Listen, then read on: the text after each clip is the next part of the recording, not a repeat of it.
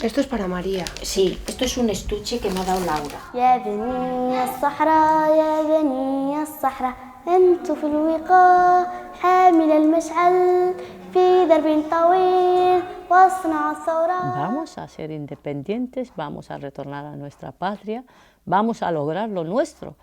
Yo creo que con el haber resistido aquí, el estar aquí tanto tiempo, el soportar la dureza de estas condiciones y la separación más que nada, con eso digo todo, de que sí estoy segura y convencida de que vamos a ser independientes, de que vamos a volver a nuestra patria y de que vamos a reencontrarnos algún día. في درب طويل واصنعوا الثورة في أمتنا واسركوا من أجلها أقطعوا رأس الدخيل أقطعوا رأس الدخيل نحن ولنا هذه درب. Estamos vivos, pero dentro estamos muertos. ¿Qué más da que vamos a la guerra? Pues intentamos al menos coger nuestro territorio. Y si no lo logramos, pues nos morimos en el intento y ya está.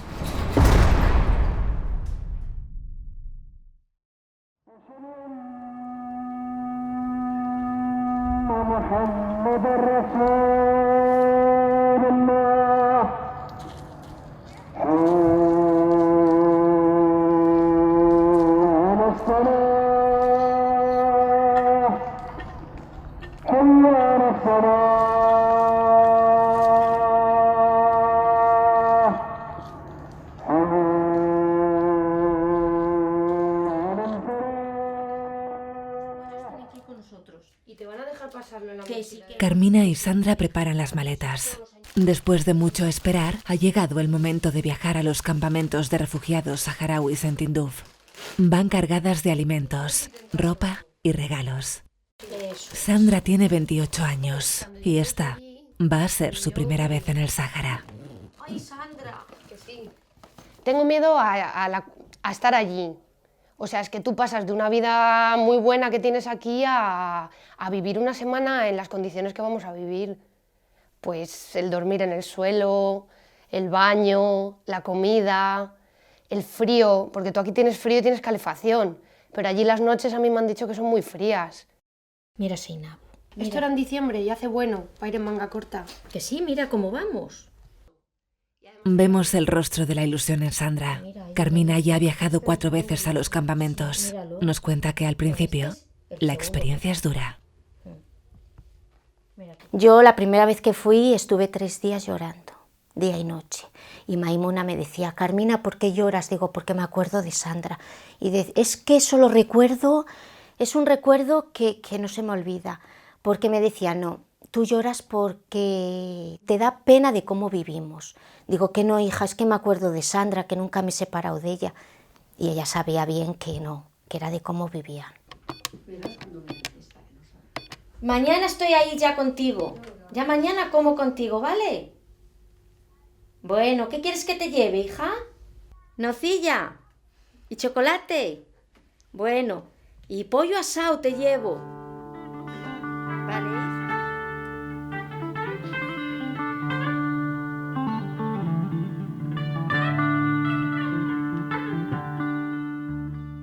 Sandra y Carmina comienzan un viaje por un desierto en el que conviven las más puras emociones y sentimientos.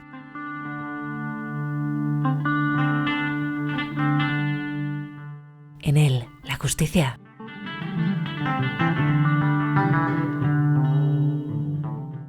No es más que un espejismo.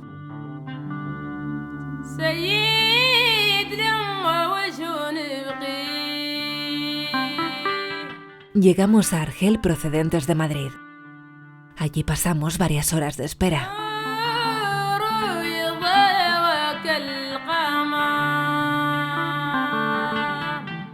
El siguiente destino, Tinduf.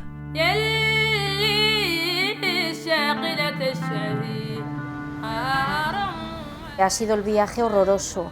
Estaba Maimuna con una tía a buscarnos allí a Tinduf. Me dio mucha alegría verla porque no la esperaba, claro. Ay, mi niña, madre.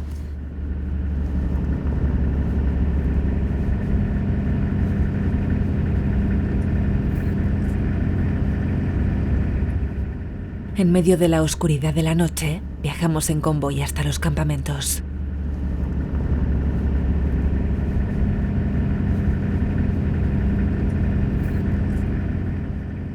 Primeras imágenes de una zona del mundo olvidada, excluida, silenciada.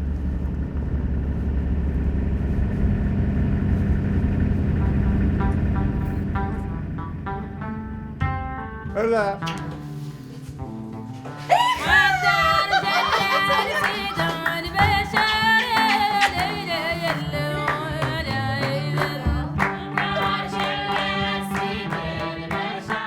مرحبا بكم وسهلا. Os invito a mi casa. Esta es la habitación donde comemos. Y esta es la habitación de los invitados. Y aquí donde dormimos. Y aquí están las cosas, lentejas y cosas para cocinar. Aquí están los cacharros. Y aquí más ollas para cocinar también. Esta es la jaima. Aquí cuando hace frío nos dormimos aquí cuando hace frío porque está más caliente que la casa. Este es el patio donde guardamos las cosas. Aquí donde tenemos la ropa y guardamos todo. Este es nuestro baño.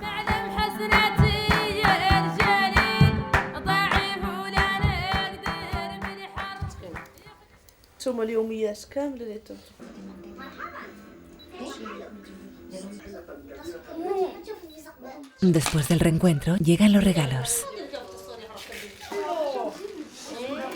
Todos esperan ansiosos este momento en el que cualquier detalle es bien recibido por la familia de Mohamed. Verás qué bonito. También llegan las primeras impresiones. Sales a la calle, ahí a la puerta, y solo ves tierra. ¿Dónde van a trabajar si no les dejan salir? Si es que no tienen pasaporte, no existen para el mundo. Esto te lo manda Virginia para ti. Elab ha pasado los últimos 3 veranos en casa de Carmina. Lo paso bien cuando va Carmina a trabajar, me quedo yo y Aurelio solos y vamos a la piscina. Y lavamos el coche juntos y hacemos muchas cosas. Antes fue su hermana Maimuna quien fue acogida por esta familia española durante 6 años. Los niños son, es decir, la categoría más afectada del conflicto. Intentamos de aliviar las condiciones de refugio, pero también a la vez que sean los embajadores del pueblo saharaui, que la gente hable de la situación que vivimos y también pues de la causa del pueblo saharaui. Y además aprovechamos también la estancia de los niños para que acceden a los chequeos médicos que hace falta.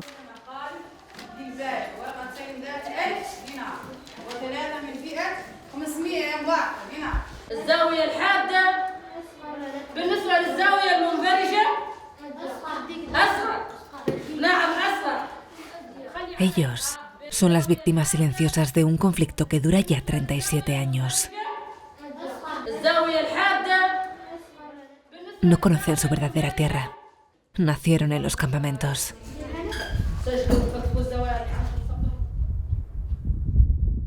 Son hijos del desierto.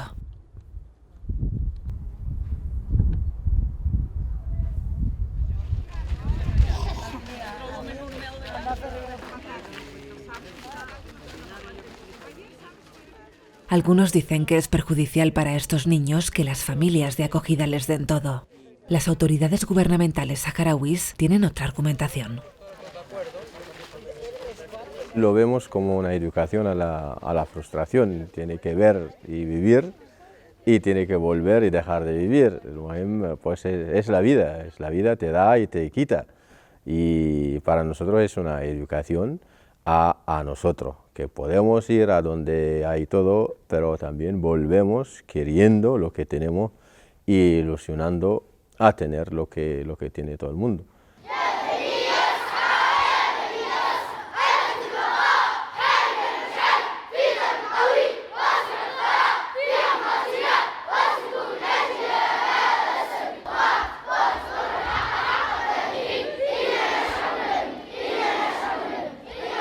Los niños y niñas de los campamentos son quienes difunden por el mundo el sufrimiento al que se enfrentan los saharauis día tras día, año tras año.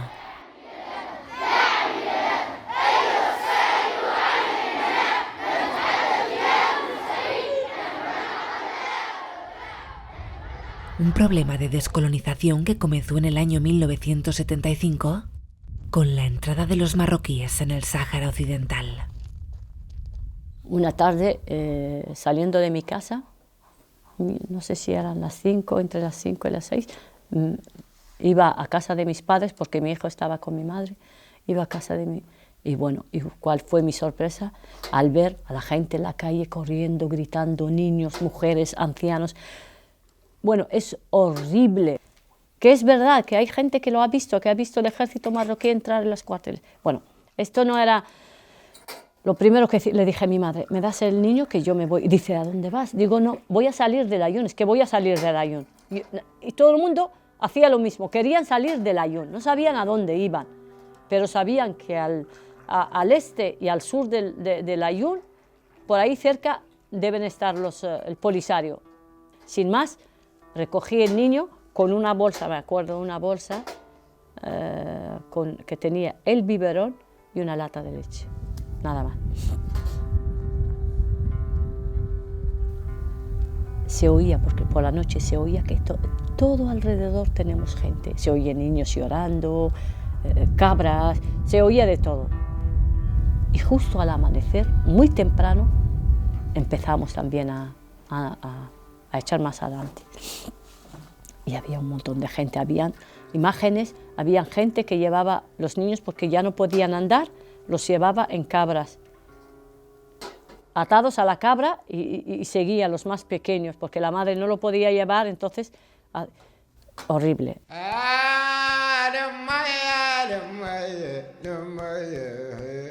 Esta es la historia de su alma.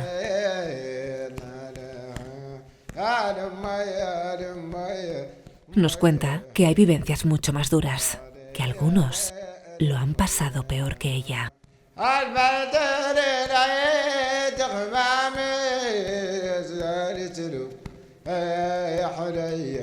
Que hay familias separadas que no se han vuelto a ver.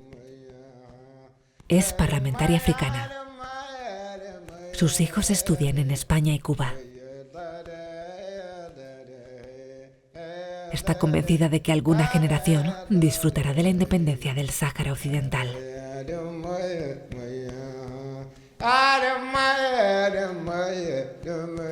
Después de 25 años es la primera vez que veo a mis padres, después de 25 años. Mis hijos, hasta ahora, yo tengo unos mellizos que tienen 20 años, ellos no conocen a sus abuelos, con 20 años, que los tenemos a 2 pasos y que existe un muro que está dividiendo a estas familias. O sea, que es una situación verdaderamente, no estamos en viento en popa, en ningún momento, pero sí que estamos dentro de los campamentos, estamos bien, estamos trabajando, estamos creando condiciones para poder resistir, para llegar a ese objetivo que queremos todos los saharauis, estando aquí, estando en las zonas ocupadas y en todas partes, para una independencia, para un referéndum transparente y justo.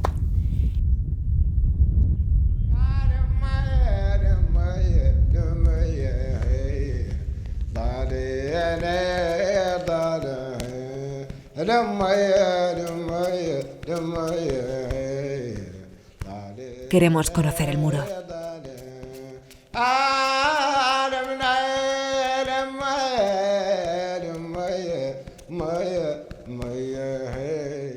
Una patrulla del Polisario nos escolta hasta este inhóspito lugar.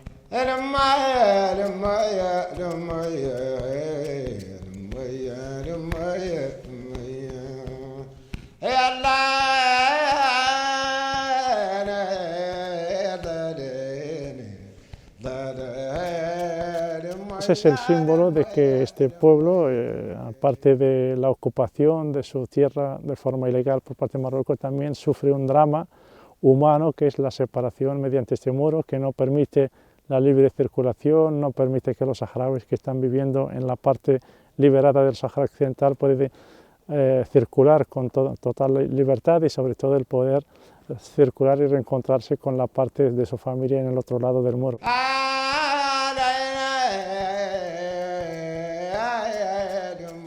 Un muro que mide más de 2.700 kilómetros. Un muro de arena protegido por el ejército marroquí.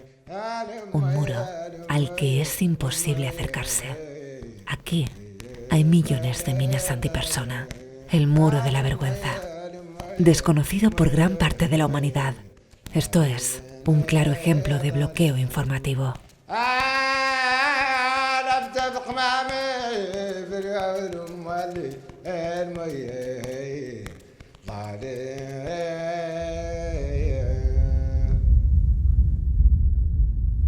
Se habla mucho de otros muros en otras partes del mundo que son mucho inferiores a este, que tiene el mismo drama evidentemente, pero son mucho más pequeños, y este muro siempre se ha silenciado debido al silencio general que sufre la cuestión del Sáhara Occidental y sobre todo también los intereses económicos que tienen los países más poderosos como Marruecos. Intentan lavarle esa imagen de la violación de derechos humanos por parte de Marruecos.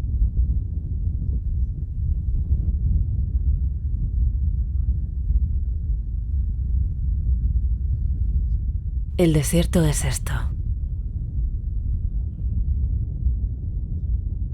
Es la inmensidad de la nada.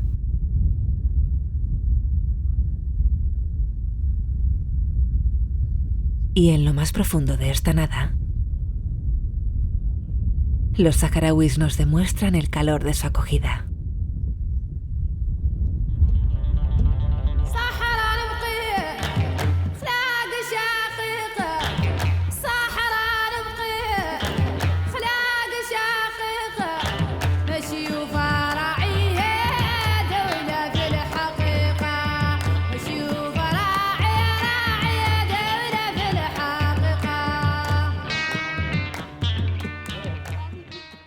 Una amabilidad que estemos donde estemos siempre viene acompañada de la tradicional ceremonia del té. Cuenta la leyenda que un español desterrado en la dictadura franquista pasaba el día de jaima en jaima. Él fue quien puso adjetivos al número de veces que se toma el té. El primero dicen que es amargo como la vida. El segundo, dulce como el amor. Y el tercero, suave como la muerte.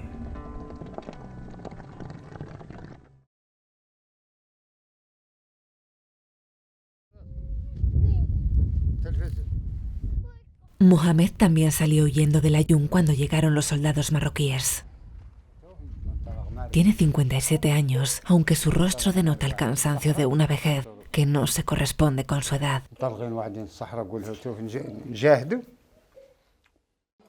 Mahayuba, su mujer, tiene 20 años menos que él. No llega a los 40. Madre de 5 hijos, no aguanta más en los campamentos.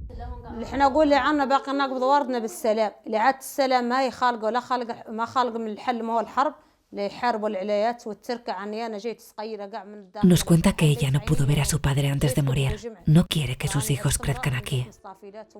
No quiere que sigan sufriendo las altas temperaturas ni el frío del invierno. Nos dice que esto no es futuro.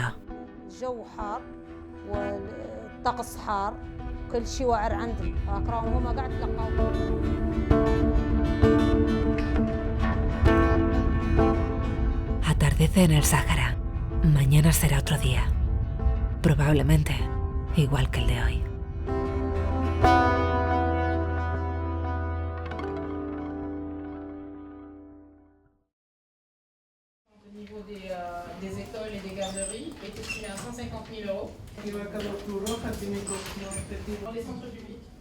Asistimos a una sesión plenaria de todas las instituciones y ONGs que trabajan en los campamentos. No saben con qué recursos económicos van a contar este año. Los recortes les han afectado. Ya han identificado que ACNUR va a aportar algo más de 7 millones de dólares, pero las necesidades no cubiertas superan los 40 millones. Ni tan siquiera se satisfacen las necesidades básicas. Una de las principales carencias es el agua. La mayoría de la flota de las cisternas son una flota muy vieja y no es suficiente. Los estándares internacionales normalmente tenemos que dar una cota entre 15 y 20 litros diarios a cada persona, pero el promedio hasta ahora es entre 9 y 10 litros diarios a cada persona. Creo que el promedio en España, el consumo de agua, es unos 130 litros de agua a cada persona a cada día. Entonces son más o menos 12 veces de lo que está utilizando el consumo aquí en los campamentos de refugiados saharaui. Eso es una ayuda muy pobre, no satisfacer las necesidades mínimas de los refugiados, y la evidencia es el alto porcentaje de malnutrición y crónica dentro de los niños. Tenemos un porcentaje de 30% de los niños menores de 5 años sufren de problemas de malnutrición crónica. Más o menos el 56% de las mujeres embarazadas sufren del mismo problema, problema de anemia. Ante tales cifras solo podemos esperar que los hospitales estén llenos. Este es el de Rabuni. Hoy hay comisión de oftalmología.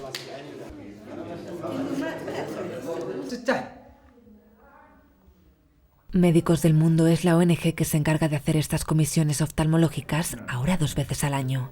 Antes realizaban muchas más.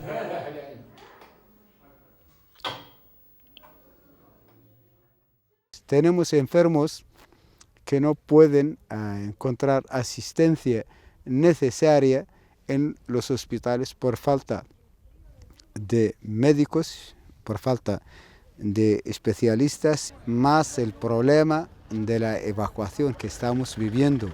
Nos exigieron últimamente la tarjeta sanitaria. Tenemos enfermos que están en espera, no se pueden evacuar. ¿Por qué? Porque no tienen tarjeta sanitaria.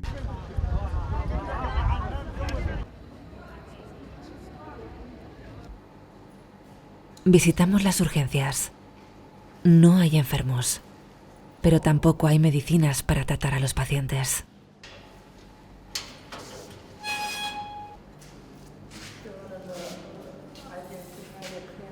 En la mayoría de los casos que vienen aquí de urgencia, por la falta de material, la falta de algunas cosillas, pues lo mandamos o lo evacuamos a Tindouf.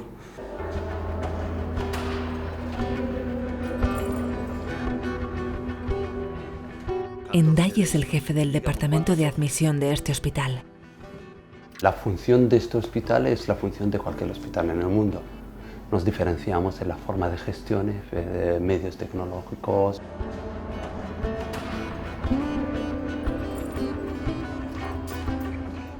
Con Enday recorremos las habitaciones de este centro hospitalario.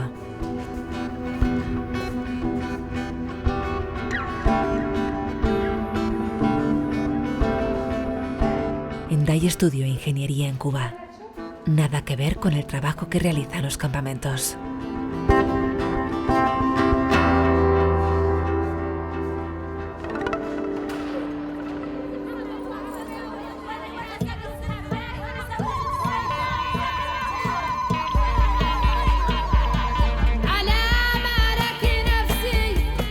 En Cuba también estudió Ali. Con 30 años representa a la juventud saharaui. Sin opciones, sin paciencia y con un anhelo: el regresar a su territorio cueste lo que cueste.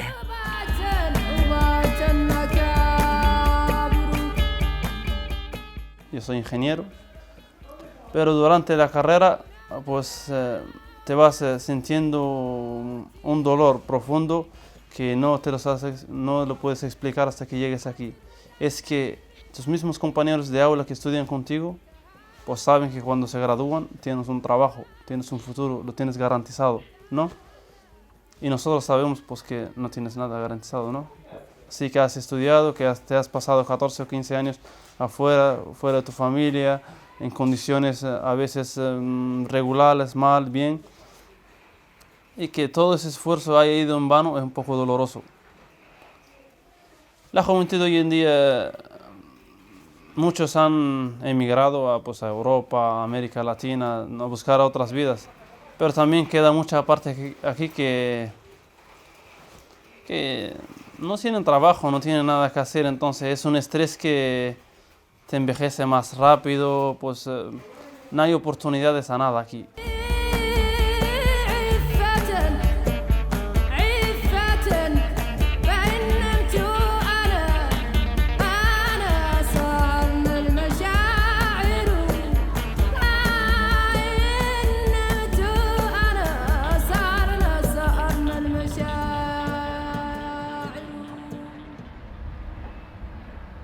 Si no tienes tierra, no tienes derecho a nada. Es la realidad. Sí, estamos aquí, es una tierra argelina, son nuestros hermanos y eternamente les estaremos agradecidos por lo que han hecho, ¿no? Pero la tierra de una persona es la tierra de uno. Es una guerra que trae muchas consecuencias, ¿no? Y muchos tal vez de los jóvenes que digan que quieren guerra, pero no saben los resultados que puede traer una guerra, ¿no? Las personas mayores le han vivido y dicen que una guerra no es aconsejable, ¿no? Porque ellos tienen que sacar, para salir de aquí, tienen que sacar una documentación de otro país.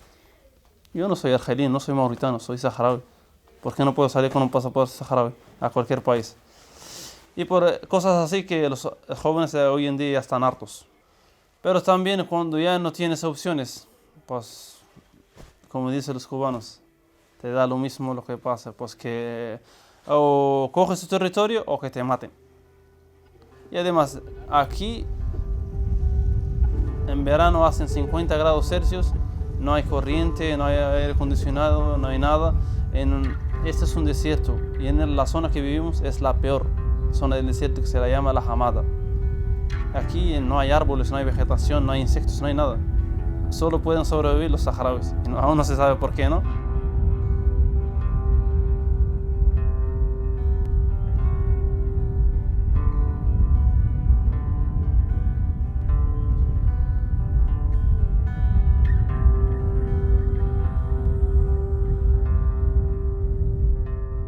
Esta es la wilaya de Asmara, o lo que es lo mismo, uno de los campamentos de refugiados.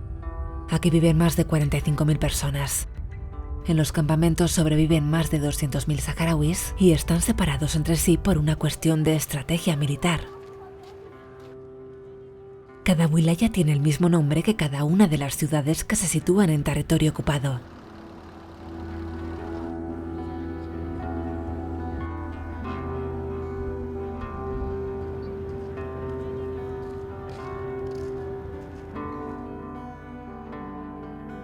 Esta mujer visitó durante una temporada a sus familiares que viven en una de las ciudades ocupadas por el ejército marroquí.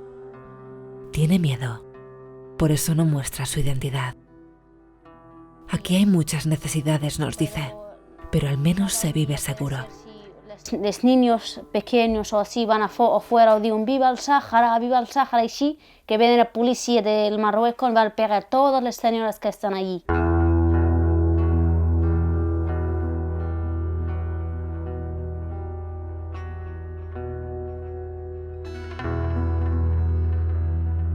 Persecución constante.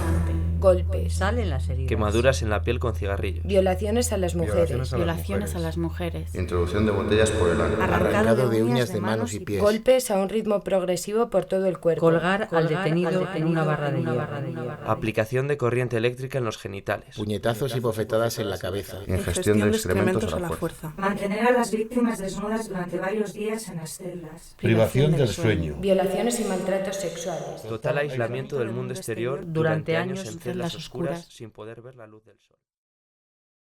En las zonas ocupadas la represión continúa.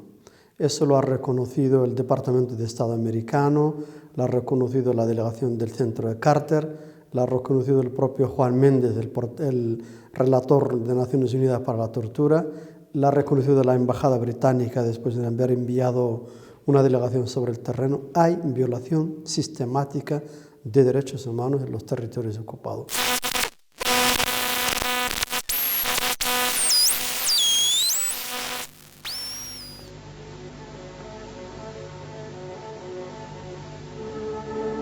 Hemos querido estar aquí hoy, 14 de noviembre de 1966, para demostrar con nuestra presencia nuestra repulsa y nuestra reprobación por el Acuerdo de Madrid de 1900. Políticamente hablando, lo que hay sobre la mesa son dos opciones presentadas por las partes, o dos propuestas. Marruecos plantea una autonomía como solución final del conflicto. Nosotros planteamos un referéndum donde la autonomía es simplemente una de las tres opciones: independencia, integración o autonomía. Consideramos en nuestra argumentación que para que Marruecos pueda ofrecer una autonomía como solución final al conflicto, primero tiene que resolver el tema de la soberanía del territorio. Como parte del pueblo español, sentimos vergüenza que el gobierno no haya solo hecho una mala colonización, sino una peor descolonización, entregando en manos de gobiernos reaccionarios como los de Marruecos y Mauritania. Hasta que el territorio no pertenezca a Marruecos de una manera legal, a través de un referéndum donde los saharauis hayan dicho que son marroquíes, Marruecos no tiene ni el poder ni nada para ofrecer una autonomía como solución. Sabemos que nuestra experiencia es la de haber recibido muchas promesas nunca cumplidas. No prometeros algo, sino comprometerme con la historia. Nuestro partido estará con vosotros hasta la victoria final.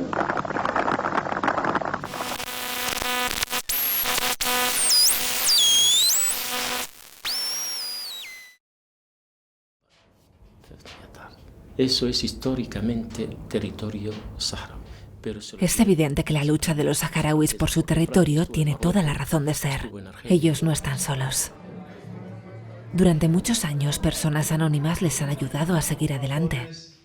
Esta es una reunión con las familias de acogida que están de visita en los campamentos. El proceso se paralizó. Presiones han seguido sobre Marruecos. Les informan de las dificultades económicas a las que se enfrentan en esta época de crisis. Esta mujer, emocionada, cuenta que en Cataluña han tenido que cerrar una casa de acogida para saharauis enfermos. Con los recortes, el proyecto era insostenible.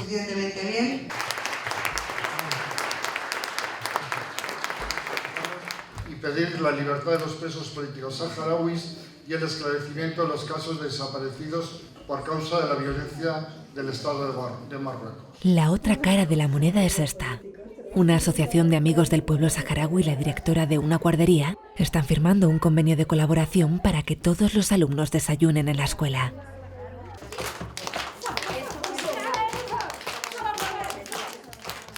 Los niños vienen sin desayunar. Entonces conseguimos que por lo menos un primer alimento al día, los niños tenemos seguro que lo reciben, ¿no? Aparte de eso, fomentamos que como se les da el desayuno, vienen todos los niños.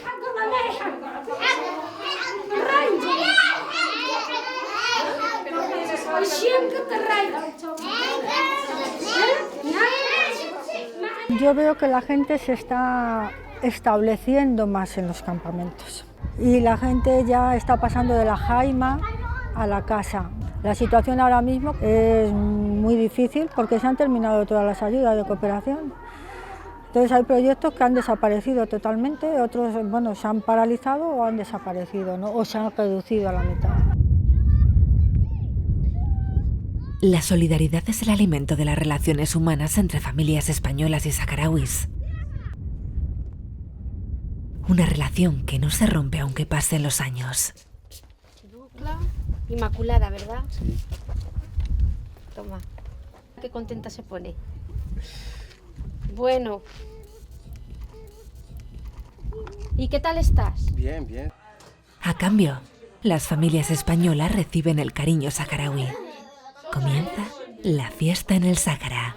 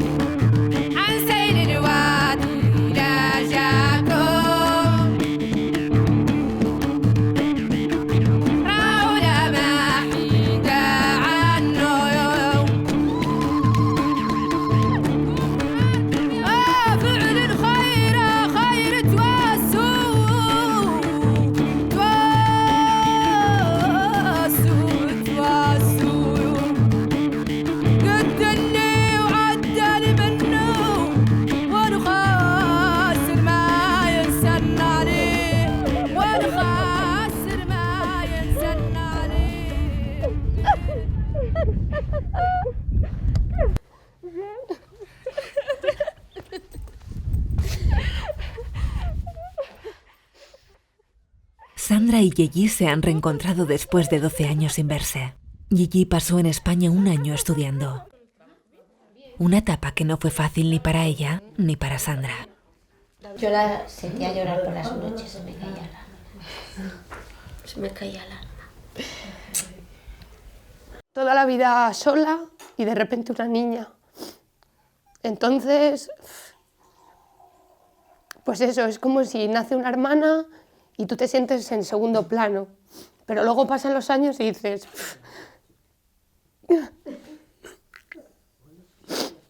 que ella lo necesita más que tú. Entonces yo necesitaba verla para pedirle perdón.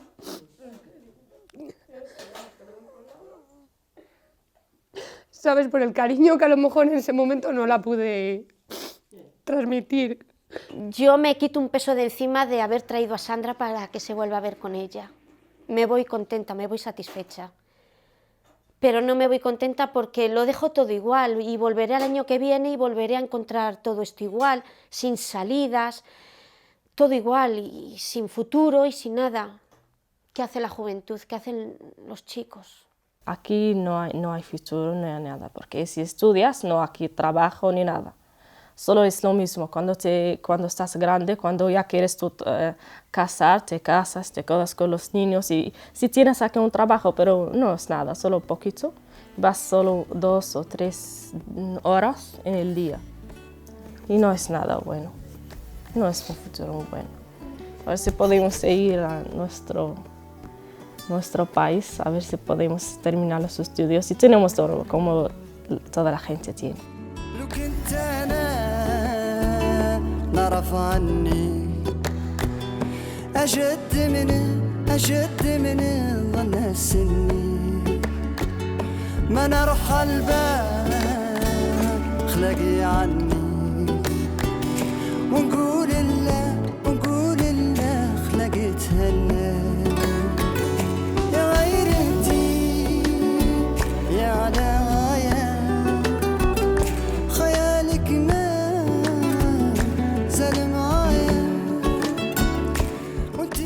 Los saharauis viven pensando en que el mañana va a ser un día diferente, que todo va a cambiar a mejor.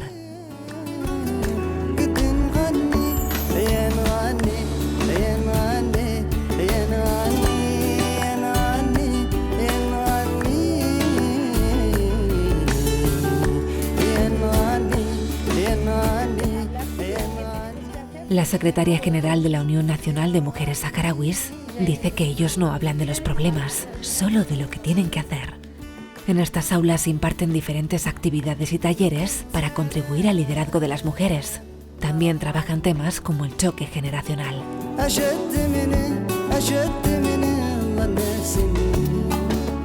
Tenemos también otros grupos, otra generación que son las estudiantes que habían estudiado afuera, que se habían desarrollado en otras culturas. También ellas traen esas culturas, todo lo que ellas habían aprendido lo están intentando traer y aprovechar aquí. Entonces, para que no haya confusión y para no percibirlo como otra invasión cultural, estamos trabajando la importancia de trabajar juntas entre estas dos generaciones.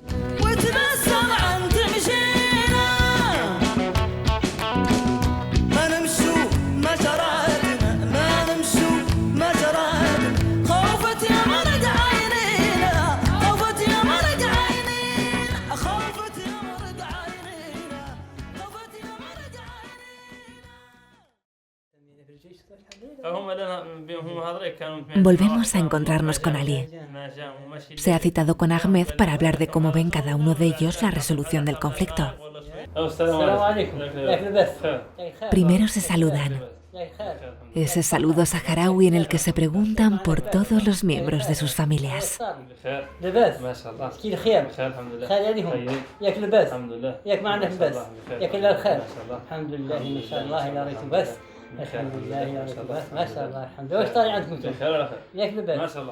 Hay diversidad de opiniones.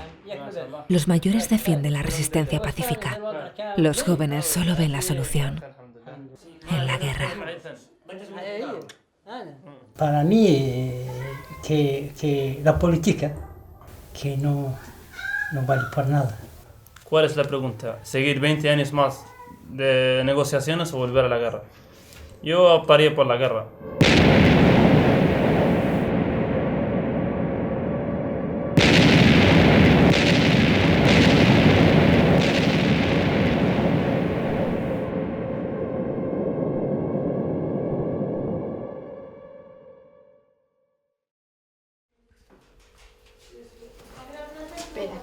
Es hora de hacer las maletas. Se ha acabado el tiempo de Carmina y Sandra en el Sáhara. Son los últimos momentos. Las últimas sensaciones. Los últimos abrazos. Todo se va a arreglar. Sí, sí, vale. Ha llegado la hora del adiós.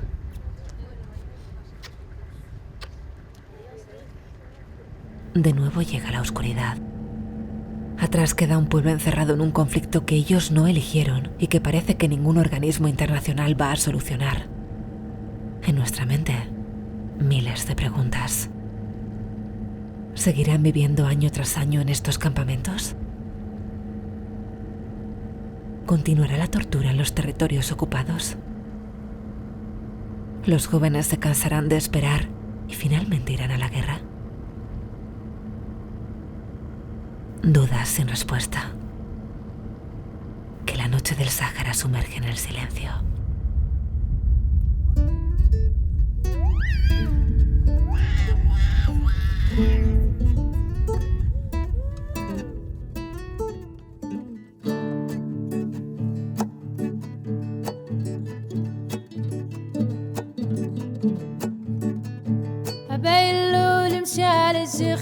قال انه يعرف ذلول ابيلو لا يلفخ الله الله يا بيلول ابيلو لا يلفخ الله الله يا بيلول يا الله يا الاطفال قيسوا المدرسه سيروا القرايه مع اصحابكم ابيلول مشى للشيخ قال انه يعرف ذلول ابيلول لا يلفخ الله الله يا بيلول ابيلول لا يلفخ الله الله يا بيلول الله الله يا بيلول وهاوى لعبوا ما حد ما عندكم المراجعة مع اصحابكم البنات العبوا الالعاب التقليدية وطالب من عند الله وطالب من عند الله ساعدني في المحل ساعدني في المحل يا سيدي يا رباه هو الزمن يا سيدي يا رباه هو الزمن العبورة ورح والله خميسة والمعايل يلعب وراه وطالب من عند الله وطالب من عند الله ساعدني في المحل ساعدني في المحل يا سيدي يا رباه هو الزمن يا سيدي يا رباه